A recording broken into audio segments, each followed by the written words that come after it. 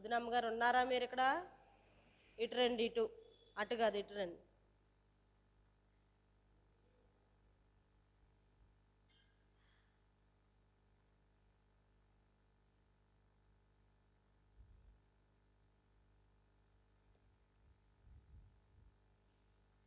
కీర్తన గ్రంథము 61వ కీర్తన కొన్ని వచనాలు మనం చక్కగా వివరించుకుందాం.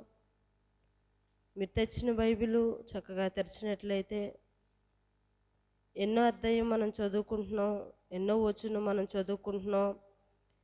ఏ మాట ఎక్కడ రాయబడి ఉంది, ఏ మాట నాకు అర్థమైంది, ఏ వాక్యం నాతో దేవుడు మాట్లాడాలని మనం వినినట్లయితే దేవుడు మనల్ని ఆ వాక్యం నడిపిస్తుంది.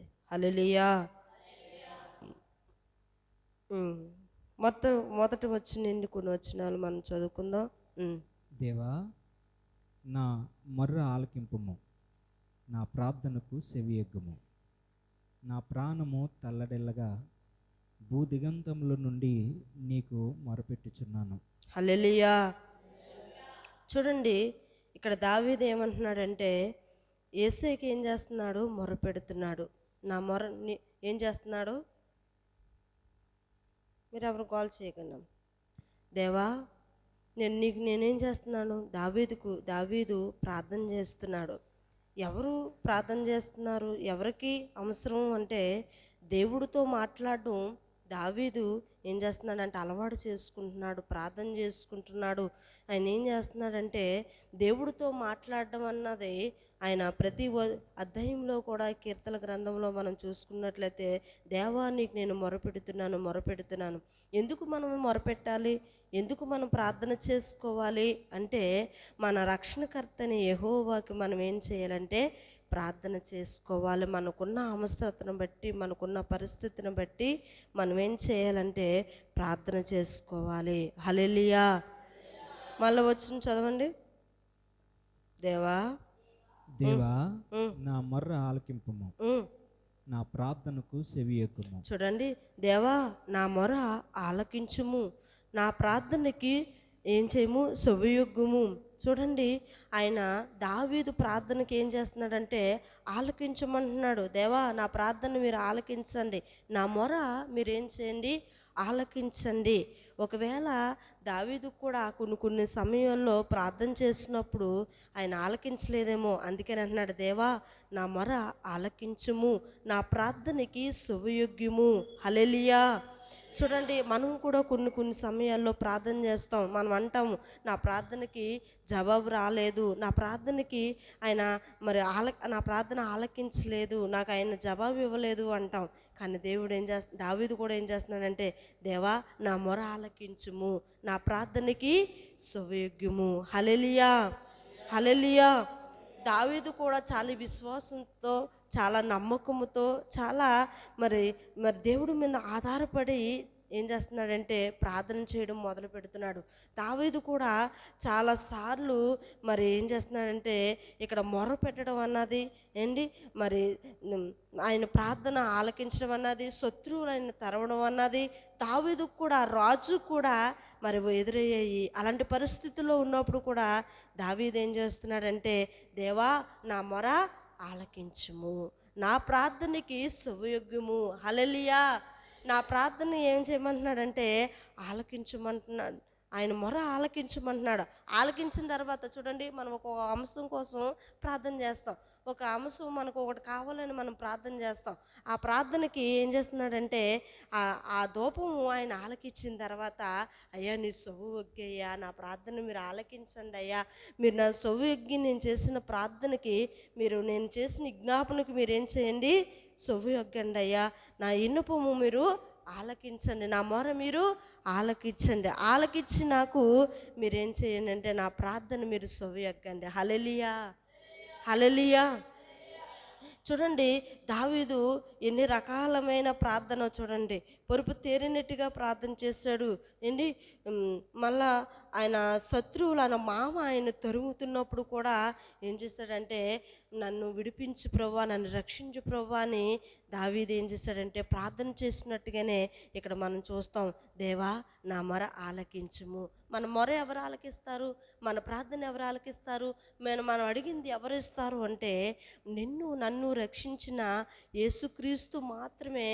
నీ కోరిక నా కోరిక, నీకు కావాల్సింది నాకు కావాల్సింది, నీ అవసరత నా అక్కరత కూడా తీర్చేవాడు ఎవరు అంటే మన యేసు ప్రభు. హల్లెలూయా.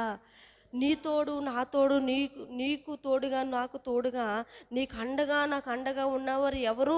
దావీదుకు కూడా, మరి దావీదుకు కూడా యేసయ్యకి ప్రార్థన మొర ఆలకించమన్నట్టుగానే మనం కూడా ఏం చేయాలంటే, కొంతమంది అంటారు, నాకు దేవుడు ఏం చేశాడు, ఏ ఉపకారం చేశారు, ఏ కార్యం చేశారు, ఎందుకు నేను ఎంతసేపు నేను కనిపెట్టాలి, ఎన్ని రోజులు నేను కనిపెట్టాలి, ఎన్ని నిమిషాలు కనిపెట్టాలి, ఎంత సమయాన్ని నేను కనిపెట్టాలి, నాకు దేవుడు ఏ జవాబు ఇవ్వలేదు, నాకు ఏ సహాయము చేయలేదు, నేను ఎందుకు ప్రార్థన చేయాలని దేవుడి దగ్గర నుండి కొన్ని దినాలు కనిపెట్టి పరిస్థితులు రాగా ఆయన ప్రార్థన వినలేదని తొలగిపోయిన వాళ్ళు ఎంతోమంది మనం చూస్తున్నాం. హల్లెలూయా.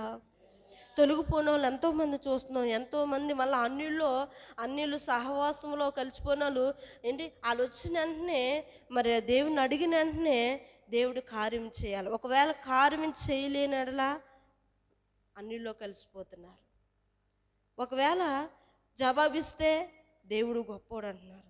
ఒకవేళ కార్యం చేస్తే మటుకి దేవుడు, కార్యం చేస్తే దేవుడు, ఒకవేళ కార్యం చేయకపోతే వాళ్ళు ఏం చేస్తున్నారంటే, నా ప్రార్థన ఆలకించలేదు, నాకు జవాబు రాలేదు, నా విన్నపం వినలేదు, నా మొర ఆయన ఆలకించలేదు అని ఏం చేస్తున్నారంటే మళ్ళీ అన్యులతో వాళ్ళు చేయి కలిపేస్తున్నారు. బిడ్డలారా, వాళ్ళు చెయ్యి ఏం చేస్తున్నారంటే అన్యులకి ఇచ్చేస్తున్నారు. వాళ్ళు మళ్ళీ లోకంలో కలిసిపోతున్నారు.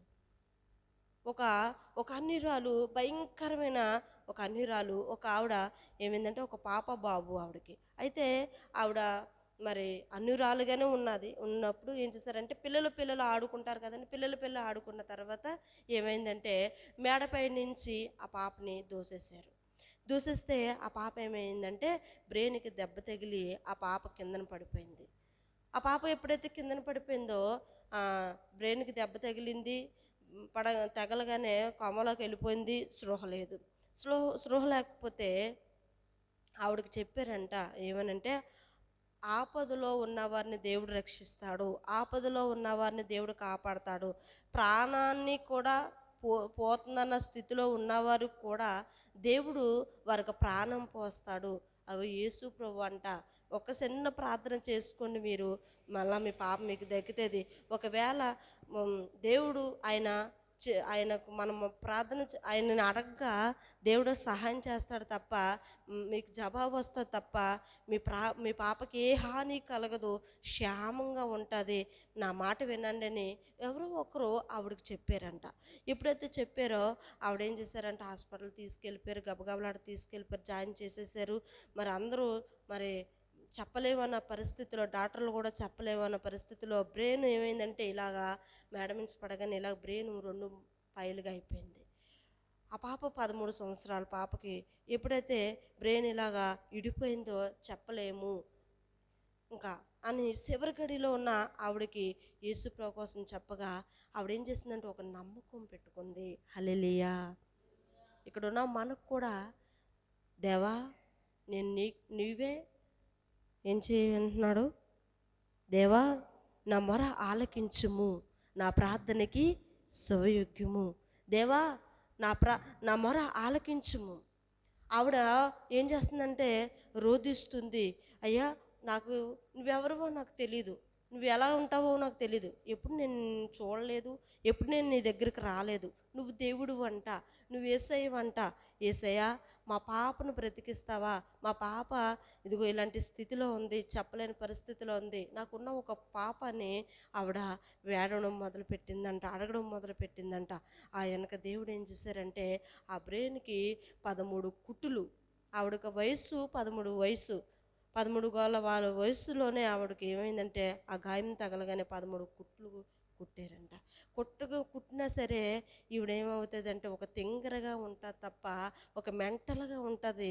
ఈవిడ మరి రూపం కానీ మరి ఈవిడ బ్రెయిన్ కానీ పనిచేయదు అని డాక్టర్లు చెప్పారంట. ఏమైందంటే చక్కగా 13 కుట్లు కుట్టారు. ఆవిడ చేసిన చిన్న ప్రార్థనకి మరి దేవుడు ఏం చేశారంటే చెప్పలేము అన్న పరిస్థితి డాక్టర్లు చెప్పారు. అలాంటి స్థితిలో ఉన్న ఆవిడకి చక్కగా ఆ పాపకి మరి 13 కుట్లు కుట్టించిన తర్వాత క్షేమంగా కొద్ది రోజులకు వచ్చిన తర్వాత డాక్టర్లు చెప్పారు ఈ పాప ఒక తింగరగా ఉంటుంది, ఒక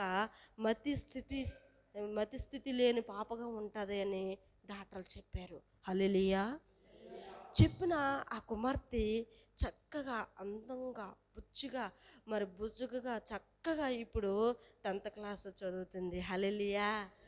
బ్రెయిన్ అని చక్కగా పనిచేస్తుంది. మరి 13 కుట్లు దేవుడు చక్కగా మానిపి వేశాడు. మరి చక్కగా మరి దేవుడు కార్యం చేశాడు. కార్యం చేసిన తర్వాతే ఆ క్షణమే యేసు ప్రభు మనం కూడానండి చాలాసార్లు అనుకుంటాం ఈ కార్యం చేస్తే దేవా నాకు చాలు అని మనం కూడా అనుకుంటాం. అలాగే ఆవిడ కూడా విశ్వసించింది, నమ్మకం ఉంచింది. దేవుడు కార్యం చేశాడు, బిడ్డకు ప్రాణం ఇచ్చాడు, క్షేమంగా తీసుకొచ్చాడు. డాక్టర్లు అన్నారు మెంటల్గా ఉంటుంది ఈ పాప, ఎవరికి ఉపయోగపడదు అనుకున్నారు. అలాంటి ఆ పాపని దేవుడు స్వస్థపరిచి చక్కగా క్షేమంగా ఉంటే వాళ్ళ అమ్మగారు ఏం చేస్తారంటే ఇక్కడ ఒక బొట్టు పెట్టుకుంటారు, ఇక్కడ ఒక బొట్టు పెట్టుకుంటారు, ఇక్కడ ఒక బొట్టు పెట్టుకుంటారు, ఇక్కడ ఒక బొట్టు పెట్టుకుంటారు. హల్లెలూయా. అండ్ బొట్టులు పెట్టుకుంటారు. మంచి మరి శనివారం, శుక్రవారం, సోమవారం, లక్షవారం కూడా మరి నీసు తినకంట మంచి మరి భక్తి చేసేవారు కూడా, భక్తి చేసే విగ్రహారాలకు భక్తి చేసేవారుగా అయిపోయింది. చూడండి ఇక్కడ దావీదు అంటున్నాడు ఏమనంటే దేవా నేను మొరపెడుతున్నాను, నా ప్రార్థనకి సొవ్వయొగ్గు. మనం కూడా కొన్ని విషయాల్లో మనం అనుకుంటాము నేను దేవుడికి ప్రార్థన చేస్తున్నాను, దేవుడు నా ప్రార్థన ఆలకించట్లేదు. అందుకని మనం ఏం చేయాలి, విడిచిపెట్టి మళ్ళా వాళ్ళు సేవిస్తున్న వాళ్ళని చక్కగానే ఆస్తులు అంతస్తులు ఉద్యోగాలు చేసుకుంటున్నారు, పిల్ల పాపలతో సంతోషంగా ఉంటున్నారు. నేను దుఃఖాక్రాంతున్నాయి, దుఃఖంతో ఉంటున్నాను, వేదనతో ఉంటున్నాను, నాకైతే ఏ సంతోషం లేదు, నాకు ఏ ఆనందము లేదు, నేను అన్నీ కోల్పోయి ఉన్నాను అని మనం అనుకుంటాము. అనుకోని ఏం చేస్తామంటే మళ్ళా ఆ అన్యురాలు ఎలాగైతే అవసరానికి ప్రభువుని ఎలాగైతే అడిగి పొందుకుందో ఆ క్షణానికి అవసరం తిరిగిపోగా మళ్ళా ఎలాగైతే కలిసిపోయిందో అలాగే క్రైస్తవులు కూడా ఈ దినాన్ని కొద్ది రోజులకి ప్రభువుకు ప్రార్థన చేస్తున్నారు, ప్రభు దగ్గరకు వస్తున్నారు.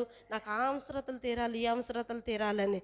అవసరతను తీరినా వెళ్ళిపోతున్నారు, తీరకపోయినా వెళ్ళిపోతున్నారు. నేను మంచి ఒక స్థితిలో ఉండాలి, ఒక ఉన్నతమైన స్థితిలో ఉండాలి, నాకు మంచి జాబ్ కావాలి, ఒక మంచి నాకు ఇల్లు కావాలి, నాకు మంచి ఒక వివాహం కావాలి, నాకు మంచి బిడ్డలు కావాలి, నాకు మంచి భవిష్యత్తు కావాలని అడుగుతాము. అడిగిన తర్వాత ఇది బాగాలేదు, నాకు కష్టం కలుగుకుని ఏదైనా శ్రమ కలిగిన తర్వాత మనం అనుకుంటాం అమ్మో నాకు శ్రమ కలుగుతుంది, నాకు కష్టాలు వచ్చేస్తున్నాయి, నాకు అది బాగుంటుంది, అక్కడ ఉన్నప్పుడైతే నాకు బాగానే సుఖ సంతోషాలతో ఉన్నాను, అది బాగొచ్చు, సినిమాలు చూడవచ్చు, ఎంజాయ్ తీర్థాలు సంబరాలకు వెళ్ళొచ్చు, అన్నీ చేయొచ్చు. ఇప్పుడైతే నేను ఒంటరిగానే నేను బాధపడుతున్నాను, నాకు సంతోషం లేదు, ఆనందం లేదని లోకంలో కలిసిపోని వారు ఎంతోమంది ఉన్నారు బిడ్డలారా. ఇక్కడ దావీదు అంటున్నాడు దేవా నా మొర ఆలకించుము, నా ప్రార్థనకి మీరు సొవ్వయొగ్గండి అని. శత్రువులు చూడండి మనం ముందు అధ్యాయంలో నేను చెప్పాను, శత్రువులు తరువునప్పటికీ తను సంపాదన చూస్తున్న తరువునప్పటికీ కూడా తను ఏం చేస్తున్నాడంటే మరి 61 అధ్యాయంలోకి రాగా ఏం చేస్తున్నాడంటే దేవా నేను మొరపెడుతున్నాను, నా ప్రార్థనకి మీరు ఏ స్థితిలో నేను ఏ పరిస్థితిలో ఏ ప్రార్థన అయినా నేను ఏ ప్రార్థన చేయనియండి నా ప్రార్థనకి మీరు జవాబిస్తారు. హల్లెలూయా. ఒకవేళ కష్టకారంలో ఉన్నా నేను ప్రార్థన చేయని, నేను ఒకవేళ సుఖకారములో ఉండి నేను ప్రార్థన చేయండి, ఏ స్థితిలో ఉండి నేను ప్రార్థన చేసినా నా ప్రార్థన మీరు ఆలకిస్తారు. అందుకనే దేవా నా ప్రార్థనకి మీరు, నా విన్నపముకి, నా మొరకి మీరు ఏం చేయండి, సొవ్వయొగ్గండి, నా విన్నపం మీరు ఆలకించండి, నా మొర మీరు ఆలకించండి, నా ప్రార్థనకి మీరు సొవ్వయొగ్గండి. దేవా మీరు ఒక్కరే భూమిని, ఆకాశాన్ని, సూర్యుని, నక్షత్రాలని మీరు సృష్టించింది దేవుడు కాబట్టికి, నా దేవుడు నువ్వే కాబట్టికి, నా తండ్రి నీవే కాబట్టికి, నా రాజువు నీవే కాబట్టికి, కష్టకారములో దుఃఖకారములో నేను ఉండినా ఏ స్థితిలో నేను ఉన్నా, ఏ పరిస్థితిలో నేను ఉన్నా, ఏ స్థితిలోకి నేను దిగజారిపోయినా సరే నీకే నేను ప్రార్థన చేస్తాను. నా ప్రార్థనకి మీరు చెవియొగ్గండి. నేను ఏ స్థితిలో ప్రార్థన చేసినా, ఏ పరిస్థితిలో నేను ఉన్నా, ఏ పరిస్థితిలో నేను విజ్ఞాపన చేసినా నా ప్రార్థన మీరు చెవియొగ్గండి. హల్లెలూయా, హల్లెలూయా. దావీదు ఎవరి వైపు చూడలేదు. దావీదు ఎవరి వైపు ప్రయాణం చేయట్లేదు. దావీదు ఎవరి మీద ఆధారపడట్లేదు. ఒకవేళ ఎటువంటి శత్రువులు తన తరివినా, ఎటువంటి కష్టకాలంలో తన ప్రయాణము చేసినా, యోసేపుని తన కష్టము, తన అన్నదమ్ముల సొంత అన్నదమ్ములు తను అమ్మి వేశారు. ఎన్ని నాణ్యాలకి అమ్మి వేసి గోతులు వేసేసారు. మనకి కోట బియ్యం రైస్ ఇస్తున్నారు కదంటే అలాంటి మూటలో కట్టివేసి ఒక పెద్ద గోతులో పడివేశారు. అన్నదమ్ములే, సొంత అన్నదమ్ములు. 11 మంది అన్నదమ్ములు. 11వ యోసేపు అమ్మి వేశారు. సొంత అన్నదమ్ములే. ఎవరికి కష్టం లేదు, ఎవరికి పరిస్థితులు రావు. అమ్మి వేసిన యోసేపుని రాజుగా చేశాడు. దావీదును కూడా రాజుగా చేశాడు. మనం కూడా ఎన్ని కష్టకాలంలో కాదు, ఏ స్థితిలో, ఏ పరిస్థితిలో మనం ఉన్నప్పటికీ మన ప్రార్థన మనం ఆపకూడదు అని ఇక్కడ దావీదు మనతో మాట్లాడుతున్నాడు. హల్లెలూయా, హల్లెలూయా. ఏ స్థితిలో ఉన్నా, ఒకవేళ నీకు అందింది లేట్ అవ్వచ్చు, నీకు ఇచ్చేది ప్రభు లేట్ అవ్వచ్చు, నీ నిరీక్షణ లేట్ అవ్వచ్చు. ఎదురు చూడు ప్రభు కోసం, నిరీక్షించు ప్రభు కోసం. నీ నిరీక్షణ ఆరిపోనీకు, నీ నిరీక్షణ అలసిపోనీకు, నీ నిరీక్షణ సమస్యలిపోనీకు. ఎదురు చూడు గురి వద్దకి, ఎదురు చూడు పరలోక రాజ్యం కోసం, ఎదురు చూడు ఆయన సియోను కోసం. హల్లెలూయా, హల్లెలూయా. అన్నిలు కలిసిపోయినట్టుగా క్రైస్తవులు కూడా మరి అందకపోవడం వల్ల అన్నిల్లో కలిసిపోతున్నారు, చెయ్యి వేస్తున్నారు, లోకస్తుల్లో కలిసిపోతున్నారు, లోకంగా లోకంలో తిరుగుతున్నారు. ఏది కావాలి నీకు? కలిసిపోతావా? సియోను కొరకు ఎదురు చూస్తావా? కలిసిపోతావా? పరలోక రాజ్యం స్వతంత్రించుకుంటావా? అది నీ ఇష్టము, అది మా ఇష్టం. కష్టం వచ్చిన తర్వాత దావీదు శత్రువులు తరిగినప్పుడు కూడా ఆయన ఏ పరిస్థితిలో, ఆయన ఎంత కష్టకరంలో ఉన్నప్పుడు కూడా, దేవా నన్ను రక్షించు, దేవా నన్ను కాపాడు, ప్రభువా నన్ను కాపాడు, నన్ను రక్షించయ్యని దావీదు మొరకి అర్థం లేదండి. నా ప్రార్థనకి మీరు చెవియొగ్గండి, నా మొర మీరు ఆలకించండి అని ముందు అధ్యాయాల్లో మనం చూస్తే ప్రార్థన చేస్తాడు. అలాగే మనం కూడా ఏం చేయాలంటే, మనం కూడా నిరీక్షించి మనం చేసిన ప్రార్థనకి నా ప్రభువుది ఆలకిస్తాడు. నా ప్రభు, దేవా నా మొర మీరు ఆలకించండి, నా ప్రార్థనకి చెవియొగ్గండి అని దావీదు ఎలాగైతే అడుగుచున్నాడో అటువంటి నిరీక్షణ కలిగి, అటువంటి ప్రార్థన కలిగి నేను ఉండినట్లయితే దావీదు జయం పొందినట్టుగానే మనల్ని కూడా దేవుడు గెలిపిస్తాడు. గెలిపించడం కోసమే ఈ ప్రయాస, ఈ ప్రార్థనలు, ఈ జ్ఞాపనలు, ఈ ఆరాధనలు, మరి ఇలాగా కూడుకోవడము అన్నది. హల్లెలూయా, హల్లెలూయా.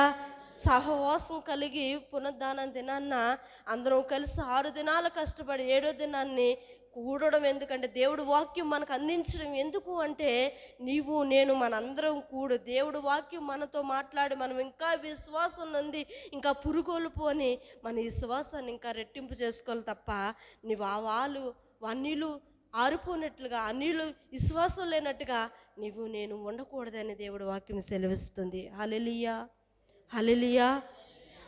కళ్ళు మూసుకోండి. పరిశుద్ధమైన తండ్రి, నీకు వందనాలు, స్తోత్రాలయ్యా. ప్రార్థన చేసుకుందామా? దేవానికి స్తోత్రాలు, యేసయ్యా, స్తోత్రాలు. యేసయ్యా, ఒక అన్యురాళ్ళు బిడ్డకి గాయం తగిలింది. ఒక బిడ్డ చెప్పింది, యేసు ప్రభు చనిపోయిన వారు సైతం లేపగలడు, ఆయన కష్టకాలంలో ఆయన ఆదుకోగలడు, ఆయన కన్నీరు కాచిన వారిని తొడవగలడని ఒక తల్లికి చెప్పగా, ఆ బిడ్డ కోసం ఎంతగానో రోధించి విజ్ఞాపన చేసి అడగగానే బ్రెయిన్ అంతా కూడా ఒక మేడ నుంచి పడిపోవడం వల్ల గాయం తగిలింది. గాయం కలిగిన బిడ్డకి డాక్టర్లు చెయ్యి విడిచిపెట్టారు. ఒక 10 లక్షలు తెస్తే మీ పాప బతుకుతుంది, ఒక 5 లక్షలు తెస్తే నీ పాప బతుకుతుంది, లేకపోతే నీ పాప బతకదని చేతులు విడిచిపెట్టారు డాక్టర్లు.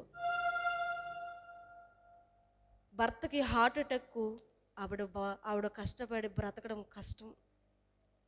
ఆవిడ కష్టపడి బిడ్డల్ని భర్తని పోషించడం కష్టం. నేను 5 లక్షలు ఎక్కడి నుండి తేగలను, నేను 10 లక్షలు ఎక్కడి నుండి తేగలను? నా బిడ్డకి గాయం తగిలింది. యేసయ్యా, ఎవరో చెప్పారు నాకు నువ్వు దేవుడి వంట, నాకు తెలియదయ్యా, ఎప్పుడు నేను పిలవలేదయ్యా, నా పాపకి ఏం కాకుండా కాపాడయ్యా, కుట్లు కుట్టనంటున్నారయ్యా, పాప బతకదంటున్నారయ్యా, నాకు సహాయం చేయండి అయ్యా అని ఆవిడ ప్రార్థన చేసుకుంది, ఆవిడ జ్ఞాపం చేసుకుంది, ఆవిడ మొరపెట్టింది.